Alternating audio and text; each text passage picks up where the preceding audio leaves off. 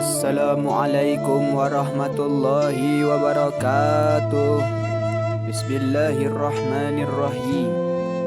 Bersyukur kita kepada Allah Subhanahu wa ta'ala dan bersalawat kita kepada makhluk yang sangat mulia yang diciptakan oleh Allah Subhanahu wa ta'ala, yang dimana oleh karena kemuliaan beliau andaikan lautan dijadikan sebagai tinta, pohon-pohon dijadikan sebagai pena, digunakan untuk melukiskan kemuliaan beliau, maka tidak akan pernah cukup untuk melukiskan kemuliaan beliau, karena begitu mulianya beliau di sisi Allah Subhanahu wa ta'ala.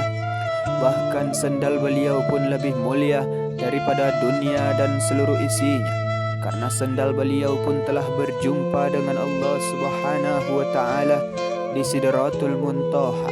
Siapakah dia? Tidak lain tidak bukan dialah Rasulullah, baginda Nabi besar Muhammad sallallahu alaihi wasallam. Alhamdulillah, alhamdulillahirabbil alamin. Wassalatu wassalamu ala asrafil anbiya'i wal mursalin, sayyidina wa maulana Muhammadin wa ala alihi wa ashabihil mujahidin at-tahirin. Amma ba'd. Saudara-saudaraku yang dimuliakan oleh Allah Subhanahu wa ta'ala, ketaatan pasca Ramadan, dan inilah yang akan kita bicarakan pada pertemuan kali ini. Saudara-saudara yang dimuliakan oleh Allah Subhanahu wa ta'ala, bertakwalah kepada Allah Subhanahu wa ta'ala, wahai hamba Allah Subhanahu wa ta'ala sekalian.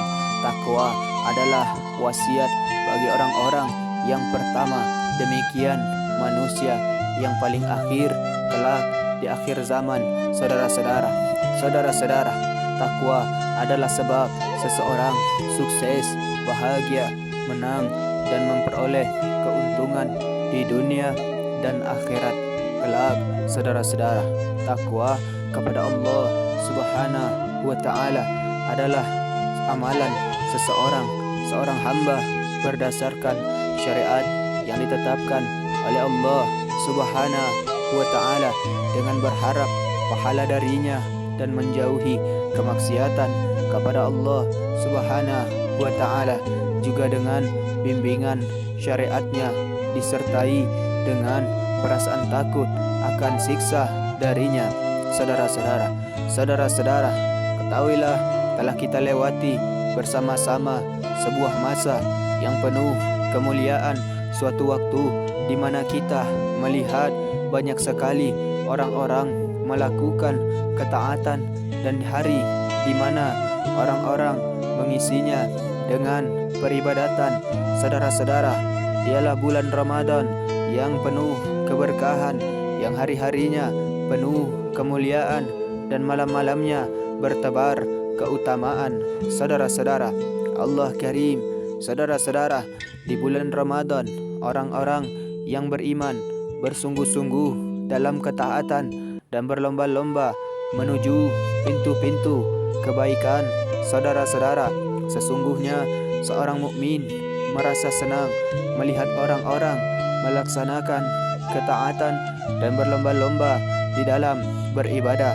Saudara-saudara, menegakkan kebajikan di bulan yang agung tersebut. Saudara-saudara, yang perlu diperhatikan seorang muslim adalah bahwasanya ibadah kepada Allah Subhanahu wa ta'ala, berlomba-lomba dan bersungguh-sungguh dalam ketaatan serta sesuatu yang Allah Subhanahu wa ta'ala ridhoi, tidak hanya terhenti di bulan Ramadan saja, atau ketaatan tersebut tidak terbatas di waktu-waktu tertentu saja. Saudara-saudara, walaupun bulan Ramadan telah usai, namun ibadah kepada Allah Subhanahu wa ta'ala tidak mengenal berhenti. Walaupun hari-hari yang penuh keberkahan telah berlalu, amalan kebajikan tidak mengenal masa waktu. Saudara-saudara, ketahuilah Allah Subhanahu wa ta'ala berfirman, dan sembahlah Rabbmu hingga ajal menjemputmu. Quran surat Al-Hijr ayat ke-99. Allah Karim. Saudara-saudara, yang dimaksud dengan yakin dalam ayat di atas adalah kematian. Seorang muslim dituntut untuk tetap senantiasa dan ketaatan dan kontinu atau berkelanjutan dalam beribadah kepada Allah Subhanahu wa ta'ala hingga Allah Subhanahu wa ta'ala mewafatkannya. Saudara-saudara, Allah Subhanahu wa ta'ala berfirman, hai orang-orang yang beriman, bertakwalah kepada Allah Subhanahu wa ta'ala sebenar-benar takwa kepadanya, dan janganlah sekali-kali kamu mati melainkan dalam keadaan beragama Islam. Quran Surah Ali Imran ayat 102. Allah Karim, saudara-saudara, yaitu bersungguh-sungguhlah dalam beribadah dan berlomba-lombalah dalam mendapatkan ridhonya hingga kalian wafat dalam keadaan demikian. Saudara-saudara, kita ketahui bersama tidak ada seorang pun yang mengetahui kapan akhir perjalanan hidupnya dan kapan ajal datang menjemputnya, saudara-saudara. Oleh karena itu, seorang muslim harus selalu bersiap diri untuk kematian yang datangnya tidak diketahui itu, saudara-saudara. Jadilah orang yang senantiasa menjaga dan bersungguh-sungguh dalam ketaatan dan melaksanakan yang Allah Subhanahu wa ta'ala perintahkan sesuai dengan kemampuan, dan juga menjauhkan diri dari apa yang Allah Subhanahu wa ta'ala larang dan haramkan. Saudara-saudara, ketahuilah, kita dapati sebagian orang ada yang sangat bersemangat beribadah ketika Ramadan, saudara-saudara. Namun ketika Ramadan usai, mereka berhenti dari ibadahnya atau mereka bermalas-malasan, saudara-saudara. Na'udzubillah min zalik. Saudara-saudara, mereka tinggalkan pintu-pintu kebaikan seolah-olah ibadah itu hanya dituntut di bulan Ramadan saja, saudara-saudara. Na'udzubillah min zalik. Saudara-saudara, para salaf pernah ditanya tentang orang-orang yang keadaannya demikian. Mereka menjawab, mereka adalah orang-orang yang sangat buruk karena mereka tidak mengenal hak Allah Subhanahu wa ta'ala kecuali hanya di bulan Ramadan. Na'udzubillah min zalik. Saudara-saudara, ketahuilah sesungguhnya Rob dari seluruh bulan adalah Rob yang satu, saudara-saudara. Robnya bulan Syawal adalah Robnya bulan-bulan selainnya, saudara-saudara. Sebagaimana seseorang diwajibkan mentaati Allah Subhanahu wa ta'ala dan beribadah kepadanya di bulan Ramadan, saudara-saudara, mereka juga diwajibkan untuk menjaga ketaatan kepada Allah Subhanahu wa ta'ala dan bersungguh-sungguh dalam beribadah kepadanya di setiap waktu selain Ramadan, saudara-saudara, di setiap bulan, di setiap tahun, hingga Allah Subhanahu wa ta'ala mewafatkannya dalam keadaan dia ridho kepada hamba tersebut. Allah Karim, saudara-saudara, inilah makna dari firman Allah Subhanahu wa ta'ala. Sesungguhnya orang-orang yang mengatakan Rabb kami adalah Allah Subhanahu wa ta'ala, kemudian mereka istiqomah, saudara-saudara, yakni istiqomah dalam ketaatan dan ibadah kepada Allah Subhanahu wa ta'ala. Mereka terus berada dalam ruang-ruang kebaikan hingga Allah Subhanahu wa ta'ala mewafatkan mereka, saudara-saudara. Mereka itulah orang-orang yang mendapatkan keuntungan, kebahagiaan, dan keberhasilan di dunia dan akhirat, saudara-saudara. Karena itulah Allah Subhanahu wa ta'ala menyebutkan keadaan mereka sebagai orang-orang yang mendapatkan perbendaharaan yang agung dan besar di dunia dan akhirat, saudara-saudara.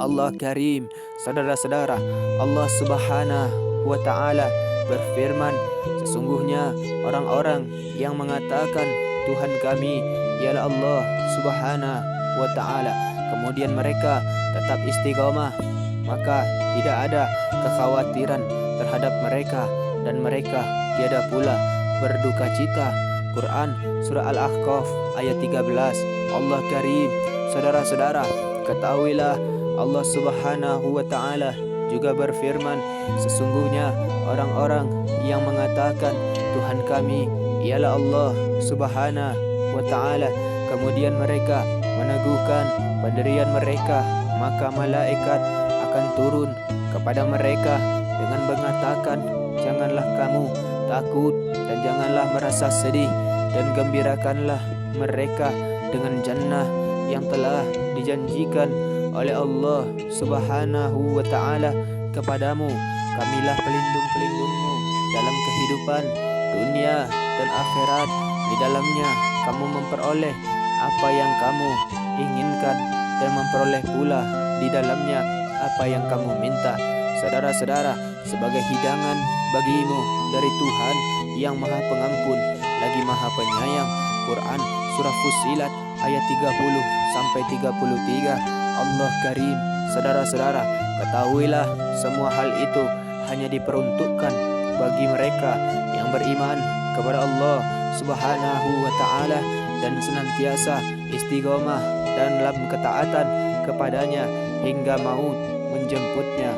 Saat ia wafat, Allah Subhanahu wa ta'ala kabarkan bahwa para malaikat turun, malaikat rahmat membawa kabar yang sangat menggembirakan dan menyambutnya dengan keberkahan dan kebaikan. Saudara-saudara, para malaikat itu pun turun kepada mereka sesaat sebelum wafat dengan memberikan kabar gembira tentang kehidupan setelah kematian mereka, yakni alam barzah. Saudara-saudara, Allah Karim, saudara-saudara, ketahuilah maka malaikat akan turun kepada mereka dengan mengatakan, janganlah kamu takut, janganlah merasa sedih, dan janganlah kalian takut dengan yang akan terjadi setelah kematian ini, karena balasan pahala yang besar telah kalian persiapkan sebelumnya, dan ridha Allah Subhanahu wa ta'ala telah kalian gapai.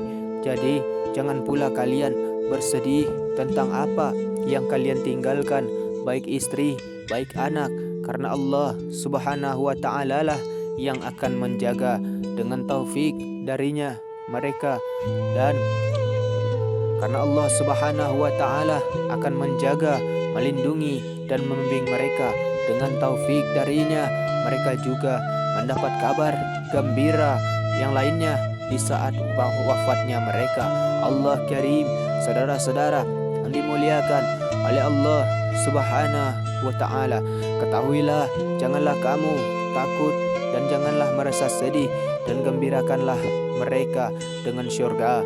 Allah Karim, saudara-saudara, di saat wafat Allah Subhanahu wa ta'ala berikan mereka kabar gembira akan syurga yang telah mereka upayakan dalam kehidupan di dunia.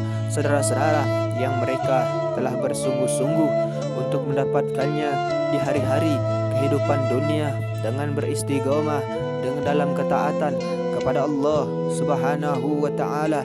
Oleh karena itu mereka saat mereka wafat, Allah Subhanahu wa ta'ala berikan kabar gembira untuk mereka. Saudara-saudara, Allah Karim, saudara-saudara, ketahuilah tidak heran banyak orang-orang yang menjaga ketaatan dan bersungguh-sungguh dan dalam istiqomah tersenyum saat ajal menjemput mereka. Saudara-saudara, tampak di wajah mereka kebahagiaan dan kesenangan, tampak hasil yang telah mereka upayakan di hari kematian mereka. Saudara-saudara, sebuah kabar yang begitu menggembirakan dan sambutan yang begitu mulia di saat hari pertama mereka memasuki alam akhirat.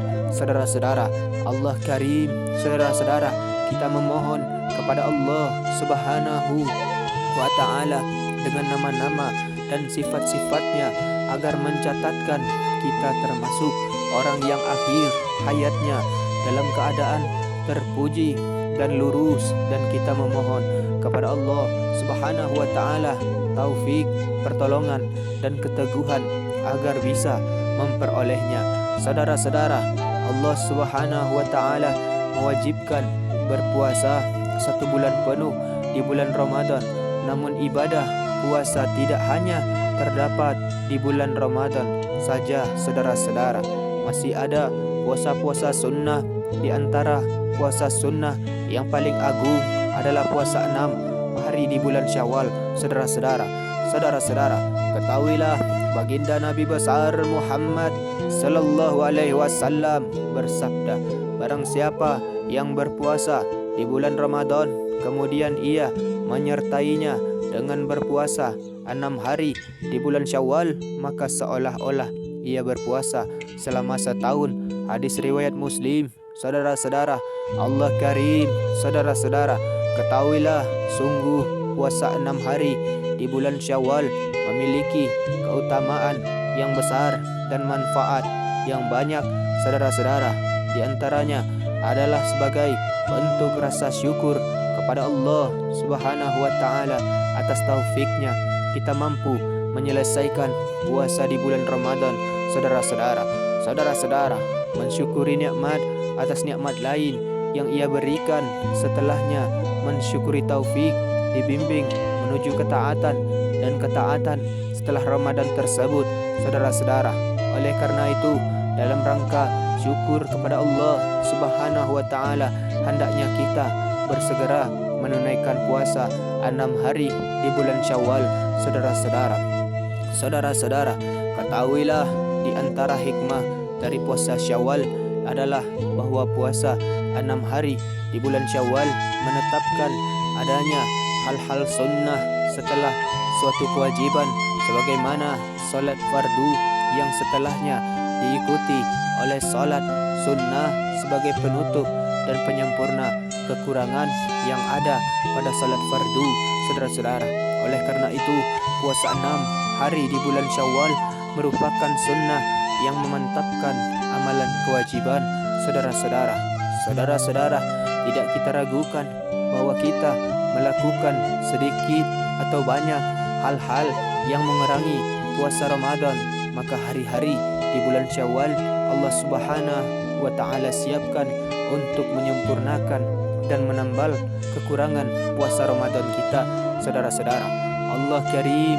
Saudara-saudara, ketahuilah di antara hikmah puasa Syawal juga adalah sebagaimana yang dijelaskan oleh baginda Nabi besar Muhammad sallallahu alaihi wasallam dalam sabda beliau, seakan-akan berpuasa setahun, saudara-saudara. Allah karim. Saudara-saudara, ketahuilah pahala kebaikan itu Allah Subhanahu wa taala lipat gandakan 10 kali lipat, saudara-saudara. Puasa Ramadan 1 bulan penuh senilai dengan puasa 10 bulan. Jika kita menambahnya dengan 6 hari di bulan Syawal, maka ia setara dengan 2 bulan. Jadi jika digabung dengan puasa Ramadan menjadi puasa selama 12 bulan atau 1 tahun penuh, saudara-saudara. Allah karim. Saudara-saudara, ketahuilah termasuk hikmah puasa 6 hari di bulan Syawal adalah tanda di antara tanda-tanda diterimanya ketaatan, saudara-saudara. Karena tanda diterimanya amalan ketaatan kita dimudahkan untuk melakukan ibadah yang lain setelahnya, saudara-saudara. Karena kita semua berharap agar Allah Subhanahu wa taala menerima amalan puasa dan solat kita di bulan Ramadan, saudara-saudara. Dan tanda diterimanya suatu amalan adalah seseorang menjadi semakin taat setelahnya, saudara-saudara. Jika kita merasa bahwa diri kita pemalas sebelum Ramadan, tapi setelah Ramadan kita semakin taat dan giat beribadah, itulah tanda kebaikan. Jika sebelum Ramadan kita merasa baik, semestinya setelah Ramadan menjadi lebih baik lagi, saudara-saudara. Itulah tanda-tanda diterimanya amalan kita, saudara-saudara. Allah karim. Saudara-saudara, kita memohon kepada Allah Subhanahu wa taala agar menerima amalan kita semua, puasa, salat dan ibadah lainnya, serta agar Dia memberikan kita taufik, menolong kita untuk istiqamah dalam ketaatan, menunjuki kita jalan yang lurus dan melindungi kita dari seluruh hal yang buruk. Amin. Allahumma amin. Saudara-saudara, sesungguhnya hari Id adalah hari kebahagiaan bagi orang-orang yang beriman. Mereka bergembira dengan nikmat Allah Subhanahu wa ta'ala, dengan taufiknya untuk menunaikan puasa salat di bulan Ramadan, puasa dan salat di bulan Ramadan. Oleh karena itu, mereka memohon kepada Rabb mereka, saudara-saudara, keridhaan dan pengabulan. Saudara-saudara, ketahuilah syukur kepada Allah Subhanahu wa ta'ala adalah dengan pengakuan dan penetapan hati akan nikmatnya, lisan yang memuji nikmat tersebut, dan anggota badan yang digunakan untuk mentaatinya.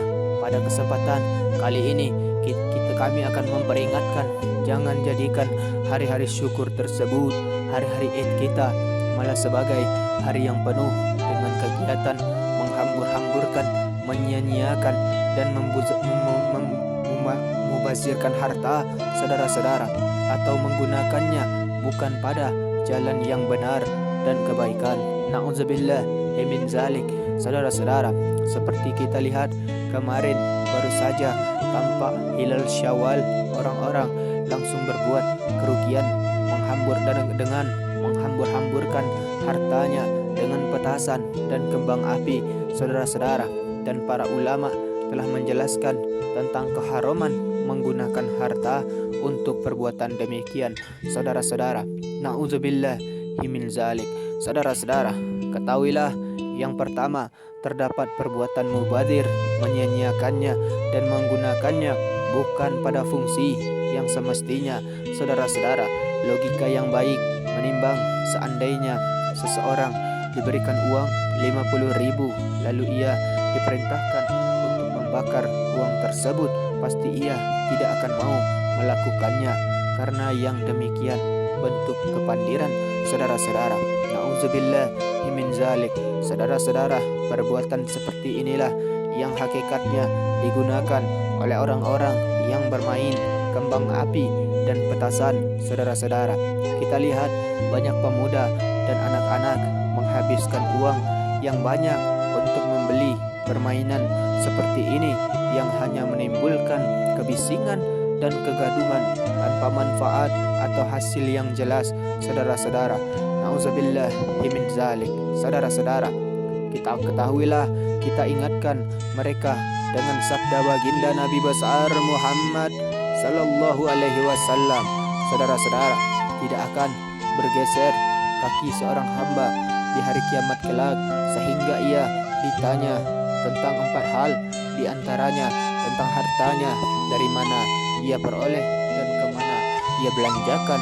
Saudara-saudara, seandainya anak-anak muda ini kita arahkan agar menggunakan harta mereka untuk sesuatu yang bermanfaat, misalnya masing-masing mengumpulkan 20.000 rupiah dari uang yang mereka miliki tadi untuk membantu orang-orang yang miskin, memberi makan, atau bahkan bisa untuk memperbaiki tempat tinggal mereka, atau membangun masjid yang akan digunakan oleh masyarakat suatu kampung, salat berjamaah, memberikan pakaian kepada orang yang papa, atau memberi makan orang-orang yang kelaparan.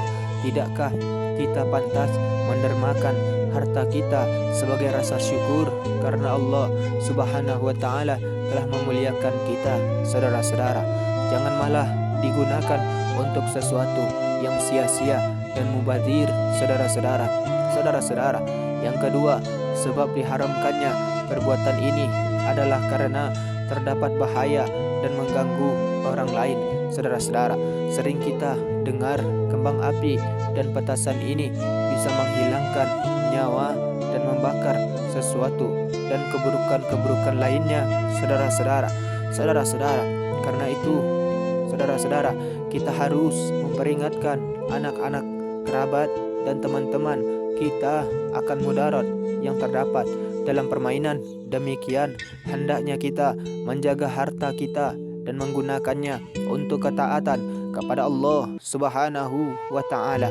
Saudara-saudara, kita memohon kepada Allah Subhanahu wa ta'ala agar menganugerahkan keberkahan kepada harta, kepada umur, kepada anak keturunan, dan semua keadaan kita. Kita juga memohon agar Ia memberi kita taufik menempuh jalan yang lurus. Saudara-saudara yang dimuliakan oleh Allah Subhanahu wa Ta'ala, mungkin hanya itulah yang bisa kita bicarakan pada pertemuan kali ini. Mudah-mudahan ada manfaatnya. Terima kasih atas segala perhatian saudara. Mohon maaf atas segala kekurangan. Wabillahi taufiq wal hidayah. Wassalamualaikum warahmatullahi wabarakatuh.